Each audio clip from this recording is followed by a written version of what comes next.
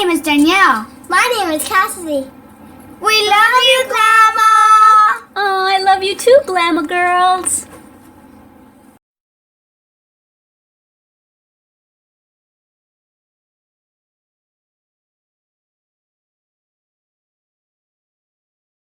Hi everyone, welcome to Tutorial Tuesday at Glama's. Today's tutorial is going to be that pretty calla lily flower that you saw. I looked and looked and looked about 6 months ago for a tutorial on how to make a calla lily, and I couldn't find one. The reason I needed one is because I had a custom order for a book cover, but instead of the daisy that I normally have on my book covers, this little girl wanted a calla lily because her name was Lily. And she wanted to give that book cover to her grandma. Wasn't that sweet? So of course I had to come up with a calla lily flower, and this is what I came up with. So I hope you enjoy this tutorial. This is what you'll be needing. White yarn, yellow yarn, a crochet hook, a pair of scissors, and a tapestry needle. Okay, so to get started with our calla lily, we're going to start with the white yarn, and we're going to make the this portion of the calla lily. It just so happens I happen to have calla lily flowers in my collection of flowers for my classroom. So we're going to start off with a magic ring with the white yarn, and this is the yarn coming from your skein. This is the tail, and what I do is I take this yarn, I wrap it around my fingers, bring this yarn behind that loop that I just made. I lift it up with my hook, but then with this finger I bring it back this way and yarn over with it, and I pull it through the loop, and there we go.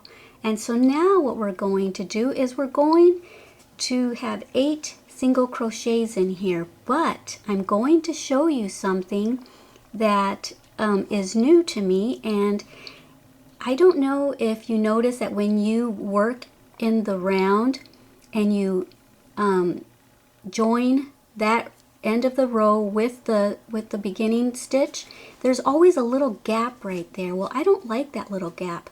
So what I'm going to do is I'm going to make another single crochet, and we're going to ignore it later when we get ready to attach it. We're going to skip over that one and attach it to the second single crochet that I made. And the reason we're going to do that is because that first single crochet that we ignore is going to cover up that gap that we normally have.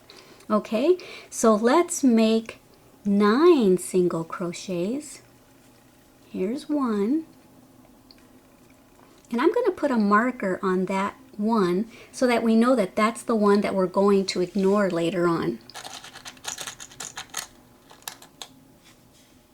Okay, so you can do that if you want, unless you think you'll remember to ignore that first single crochet.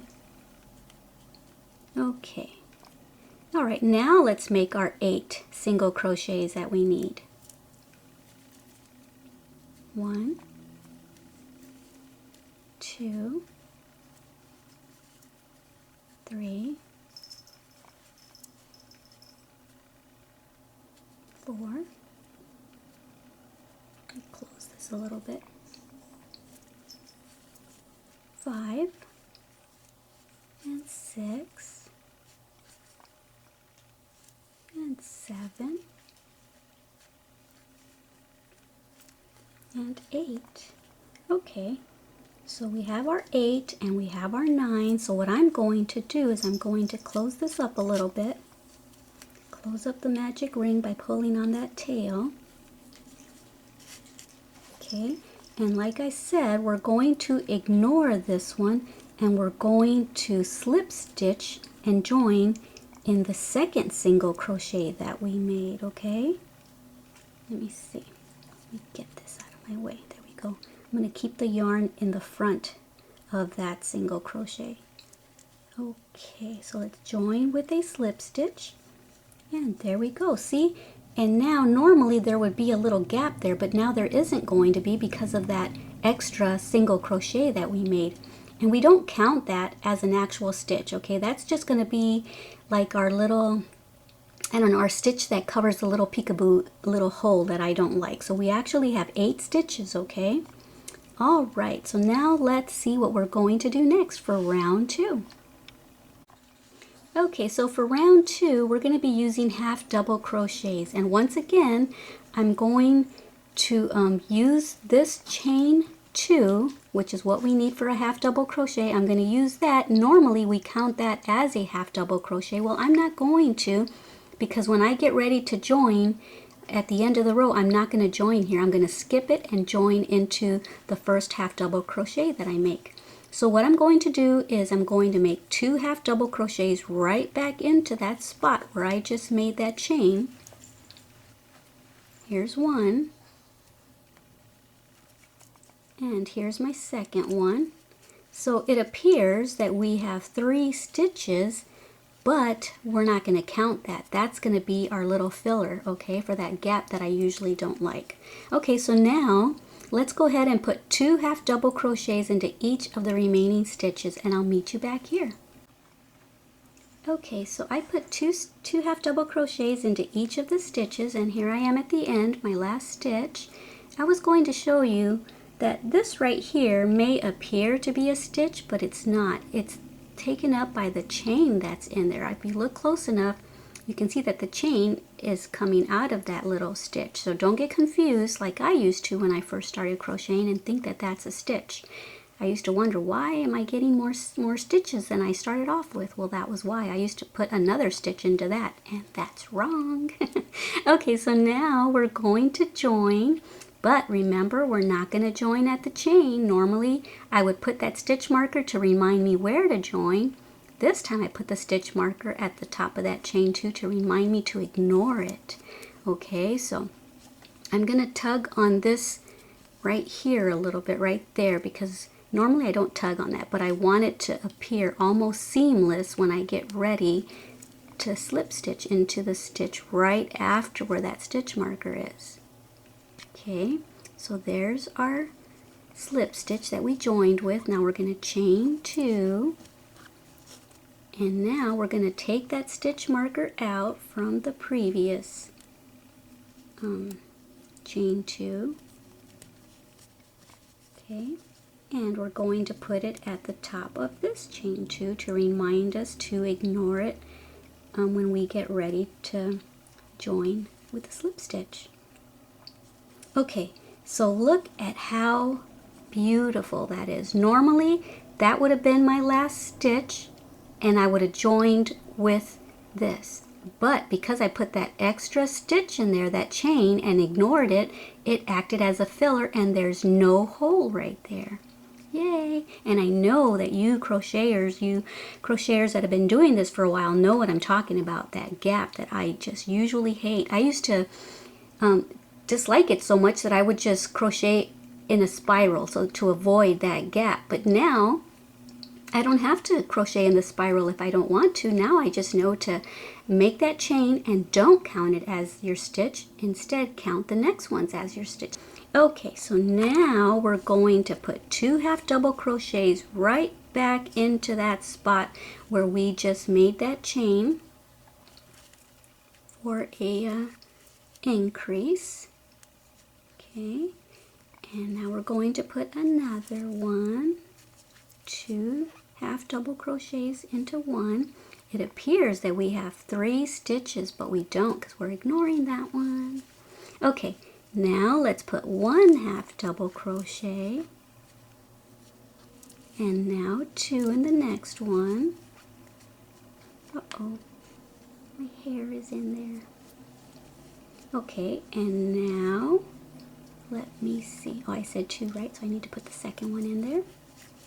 Okay, and now 1, and we're going to follow that pattern all the way across. We just did 1, now we're going to do 2, then 1, then 2, then 1, then 2, and meet me back here.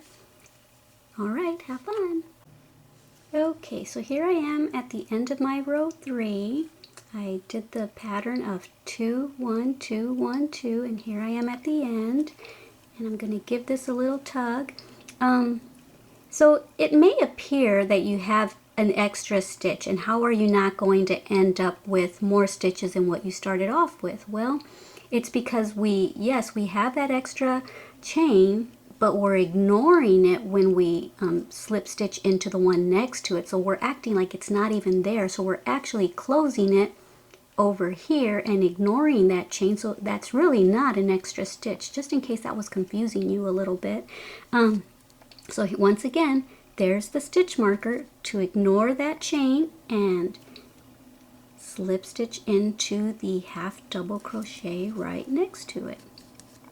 Okay, and now chain 2 and take this stitch marker off of there and put it right there so we remember to ignore it when we get ready to close the next round. Okay. Alright, so now we're going to repeat the same thing that we just did on row 3. We're going to repeat the same thing for row 4 and then for row 5, okay? And don't forget to chain up 2 at the beginning of each row, and then put your stitch marker there, and then put your 2 half double crochets right back into that spot, and then 1 and then 2 and then 1, and then when you get ready to close, ignore that chain and close at the half double crochet after it, okay? All right, I'll meet you back here when I am getting close to the end of my row 5. Look, isn't that cool? It's seamless. You almost can't even tell where the seam is. So if you were going to make a hat, this is perfect. Normally you see gaps all along each of the rows and you know where you made your seam. Well, this way you're not going to really be able to tell, especially from far away. If you get up close, yeah, you'll kind of know, because that stitch that's kind of going horizontally, you'll know that that's where you skipped the chain and went and joined into the one next to it. So you kind of see it if you know that it's there, but if you don't, look at that. That's awesome. I love it. Okay guys, so I'll see you at the end of row 5. Have fun. Okay, so here I am at the end of row 5, and I just made my last half double crochet into there. And I'm going to ignore that chain right there, and I'm going to slip stitch right into the next half double crochet. Okay, and now I'm going to chain 3, 1, 2, and 3, and then I'm going to come right back down here and make a picot. Okay.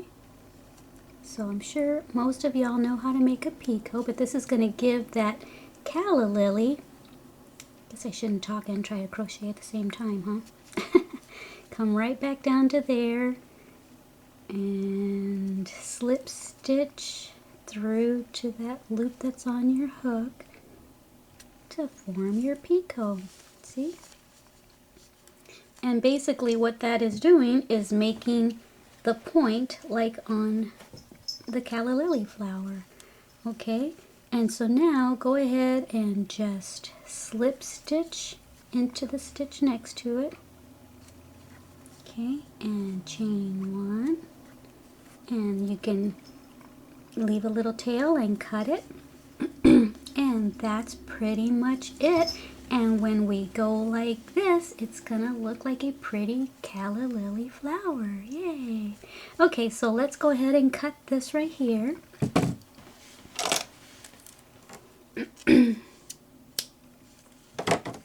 and pull that through. Snug down that little knot. Okay, and we're gonna weave this in at the end. You can weave it in now if you want. And so now we're going to make this part of the flower. Okay, so yay, it's gonna look cute, it's gonna look adorable. I'm so glad I was able to come up with this pattern, because I know that Lily really wanted to give that book cover to her grandma, and her grandma ended up loving it so much. So I'm glad I just kind of thought about it in my head. Okay, now what does a calla lily really entail? And so I thought, well, I can do that. It might not be exactly like a calla lily, but this is going to be my version of it. Glama's calla lily pattern. Alrighty, we're going to get started with the yellow part now. I'm going to weave in that tail right there. Okay, so I threaded my my tail that was left, and I probably should have left it a little longer because I forgot. It's been a while since I made this calla lily for Lily. And so what I'm going to do is I'm going to weave it all the way down to here to the bottom, and then I'm going to leave whatever tail is left because that's what I'm going to use, this tail from the magic ring and the tail that I weaved down to here, and that's how we're going to sew the yellow part of the flower. We're going to go like this, and we're going to be able to sew the yellow part into the white or onto the white with it. So I just wanted to come back on camera and show you that I wasn't just going to weave it in and hide it. I was actually I'm going to actually bring it down through here, zigzag my way down if I can. Hopefully it's not so noticeable, but hey, at least this is the back of the flower, right? Okay, so just go ahead and do this. Hopefully you watched this video before you started and you left yourself a nice long tail, not like me who didn't leave it too long. Okay, so go ahead and find your way down here. So here's the picot right there. So go directly across and end up with this this tail over here somewhere, okay? All right, I'll meet you back here. Okay, so here's the tail from the magic ring, and here's the tail that I just weaved down. And so the reason I want this and this is because this part is kind of long, so when I put it in here, I'm going to use this part to hold it in up here, and I'm going to use this tail to hold it in down there. Okay, so all right, let's get started with our yellow part, part 2. Okay, so here we go, getting ready for part 2. We're going to make the yellow part of the flower. And so this is what I came up with. This is, maybe y'all can come up with something different, come up with your own pattern, but this is what I was able to come up with. And so what I'm going to do is, I'm going to leave a little bit of a tail, because I don't want to use, I could have left a long tail and sewn the yellow part in with the yellow, but I don't want the yellow to show back here, so that's why I should have left a longer tail for the white. But anyway, just leave a little bit of a tail in case we end up needing it later for some reason. And we're going to make a slip knot. And now we're going to chain 9. 1, 2, 3, 4, 5, 6, 7, 8, and 9. I hope that's enough. Let me see. Yeah, I think that'll work. Wait, let me think. Maybe I should do a couple more. Maybe I'll do 9, 10, 11. Maybe I'll do 12. Hopefully that's not too many. All right, now we're going to single crochet into the second chain from the hook. Okay, we're just going to do that all the way down. So at the end, we're going to end up with 11. Okay, so meet me back here when you're at the end of the chain. Okay, so this is my last stitch right here, my last chain. Single crochet into that, and now we're going to single crochet into that again. Okay, and now we're going to turn our work, and we're going to work on this side of the chain. And so we've got 2 in here. We're going to go to the next one and make a single crochet. And we're going to do that all the way down.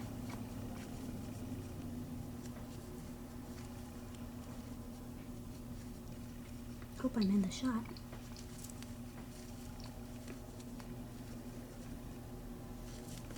Oops. Fumble fingers. Where am I? Right here.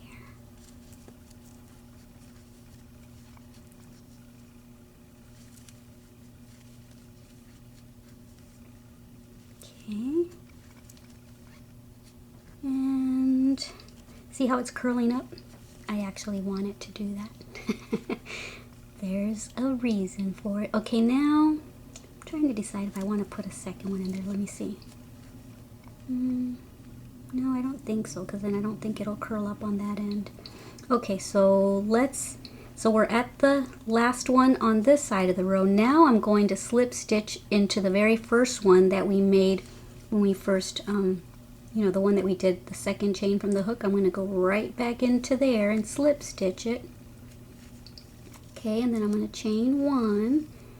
And you can put a stitch marker there if you want. Maybe I will, just so I know where I am. Okay, I think I'm going to make 2 more rows. Let me see. I'll stay on camera with you because I'm kind of changing it up as I go along, so who knows what I'm going to end up with. Okay, but this is just kind of how my mind works. This is what I do. Come up with something and it ends up being something else by the time I'm done with it. I don't remember exactly how I did it for my little friend Lily, so this is kind of from memory.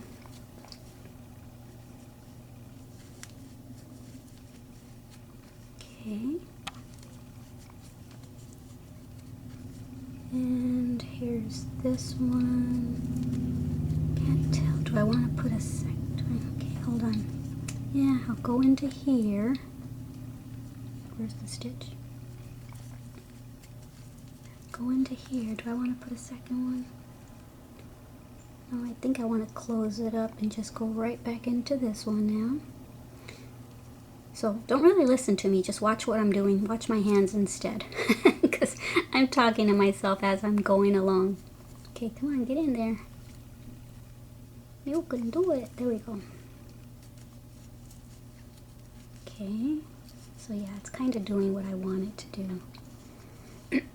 Okay, let's continue on. Single crocheting.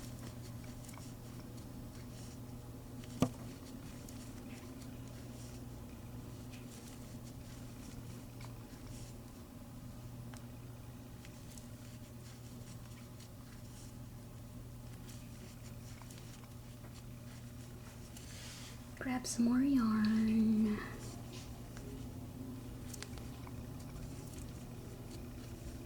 Okay. Now here's this stitch.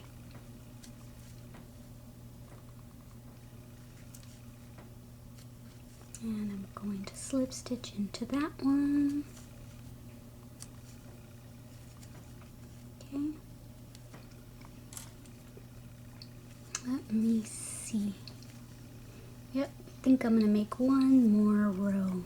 Okay, let me chain 1.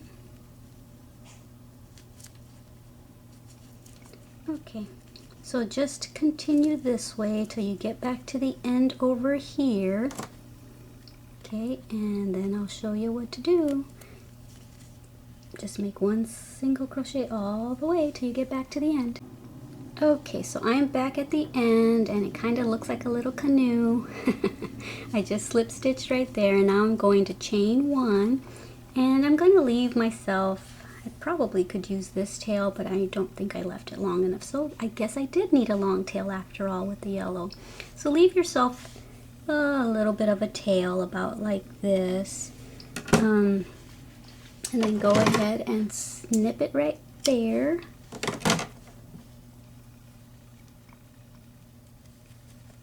Okay, and then pull that through and then snug down that little knot like I always do.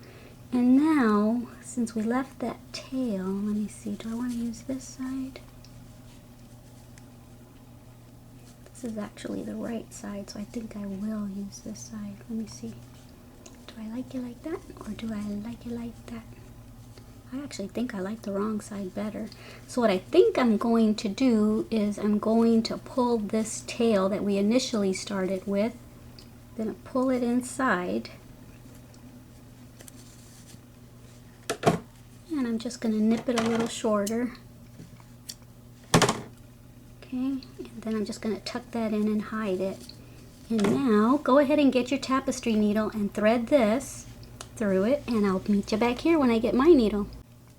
Okay, so I threaded mine, and now what I'm going to do is I'm going to close this little canoe.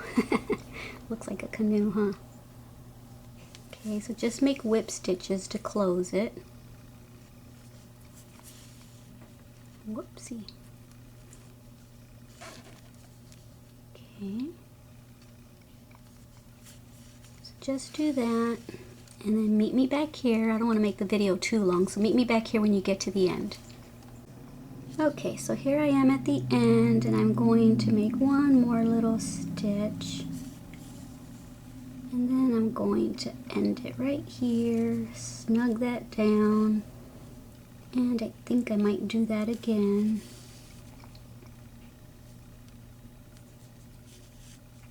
Okay, and now since it already has a knot, it's not going to come through. So what I'm going to do is I'm going to just stick it in here somewhere.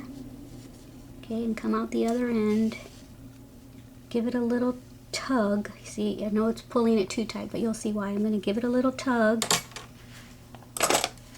Grab my scissors, nip it, and then you can let go, and the tail is hidden in there. Yay! Okay. All right, now go ahead and thread your needle on this part of your the opposite end of the picot end over here. Yarn, thread that through your needle, and I'll meet you back here.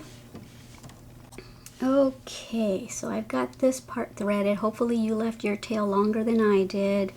And so find the end that you like best. If you like that side better than this side, decide which one you like better. I have no clue. This one's not as nice as this one, but I kind of like how it's angled, kind of different. So I wonder if I should use that side or this side. I think I'm going to use the side that's not as pretty for some reason. I just like it better. Okay, so decide how high you want the yellow part to come on your flower, and then close it and see what you like.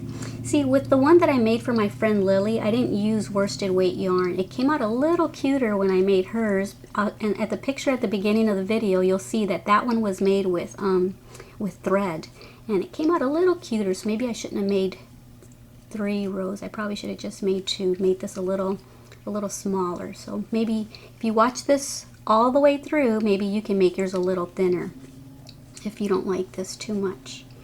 Okay, so go ahead and position it the way you want it. I think I'll leave mine, I think I'll leave mine about like that. And now with this thread, I'm going to actually go through the white and through the yellow. Okay, holding it in place. Okay, and I'm going to close it up. I'm going to go through the yellow, I think, one more time before I close it up. Okay, and now just go ahead and close this up. If you want, you might not want to close it all the way up, because what I did for her is I gave her an option. I made the same thing as I did with this, only I made it in green and I made it longer for the stem, and I stuck the stem in there and sewed it in there as well. So you can do that. So I gave her that option, and then I gave her the option of just the flower on the book cover, and she chose this without the stem. But if you want to make the stem, you know how the calla lily stems are pretty thick like this. So I went ahead and used the same method for the yellow thing for the stem, and I made it long and I made it kind of curved, and it looked really cute. But she opted for this, which I kind of agreed, because the stem and everything was too big for the little book cover. So because I'm not going to make the stem, I'm going to close this up all the way. Okay.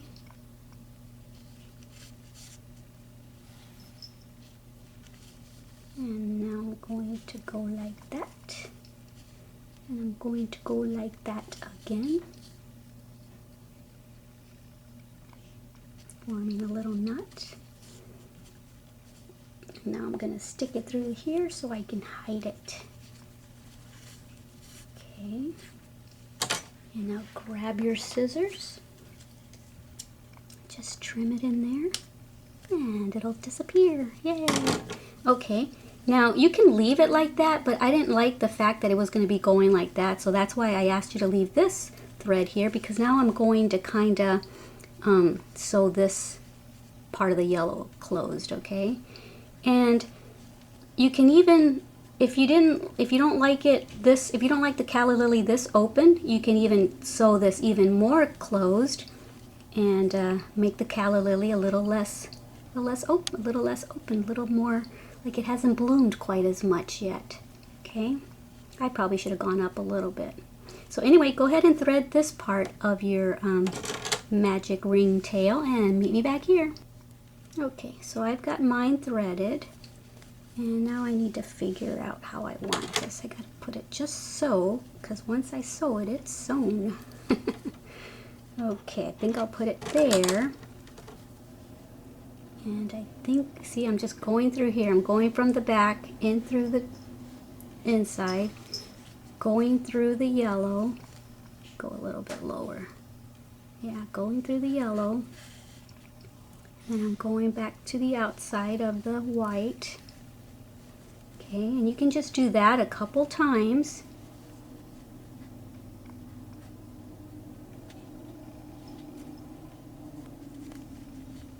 Because doing it a couple times is probably good enough. It'll secure it nicely. Now, I wish I had more tail because I think I would like this a little more closed. Okay, but I think that's pretty anyway, right? Don't you think? Okay, so I'm going to go ahead and just leave it like that because I'm happy with it. And this is just for tutorial demonstration purposes. I really don't have anywhere to put it at this point. I guess you can put it on anything, on a scarf, on a sweater, on anything. Okay, now I'm just going to stick it back in here and trim it. Trim it nice and closely over here. There we go. And there's your calla lily. Isn't that beautiful? Yay! So, like I said, I looked everywhere looking for a crocheted calla lily, and I could find no tutorials whatsoever.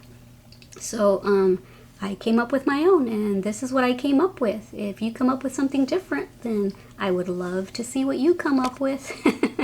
I'm gonna grab the book cover and show you what it kind of looked like on her book cover.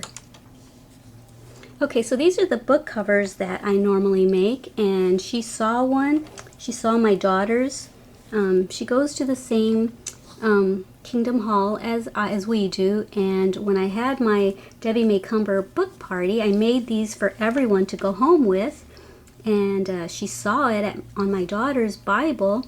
She says, "Oh, Finesse, can you have your mom make me one?" She says, "But can she make a lily instead?" So Finesse came and told me that. I'm like, "Ooh, I've never made a lily. I don't know. I'll have to see if I can find one." So anyway, so this is what, I'm going to hide that daisy right there. So this is kind of what it ended up looking like on her Bible cover, but hers was red. She wanted hers in red. And when I made it with the stem, I kind of put it here, and I made the stem kind of going like that, but she opted for this, which I agreed, it's cuter, and I think hers was smaller because, like I said, I made it out of thread, not worsted weight yarn. So anyway, I just wanted to show you what I had used it for. Alright guys, I sure hope that you enjoyed this tutorial. Don't forget to come back for Tutorial Tuesday next week, and I want to apologize for last week. I didn't have a free pattern to upload for Tutorial Tuesday. Instead I made a little video showing my barefoot sandal DVD that I have for sale, and I had said that they would be available Monday. Today's Tuesday, so they were available yesterday. You can go to my Etsy shop, or you can go to my website and you can order your DVD for the barefoot sandal. Let me show you what the barefoot sandal looks like in case you didn't see the video. Okay, this is the barefoot sandal I'm talking about, and I'll put a picture of the barefoot sandal, what it looks like on my feet afterwards. So this is the tutorial that I have on DVD that you can go and buy, and having the DVD is perfect because you can watch it on your laptop, you can watch it on your TV and pause it nice and easily as you're crocheting it. You can take it wherever you want. If you don't have internet, that's okay. Just put it in your laptop CD drive or DVD drive or whatever. You can watch it on the plane, crochet while you're on the plane or something. Alrighty guys, don't forget, it's on my Etsy shop, and it's in my website. And so once again, thank you very much for joining me here at Made with Love by Glama, where everything here is always made with love. Bye!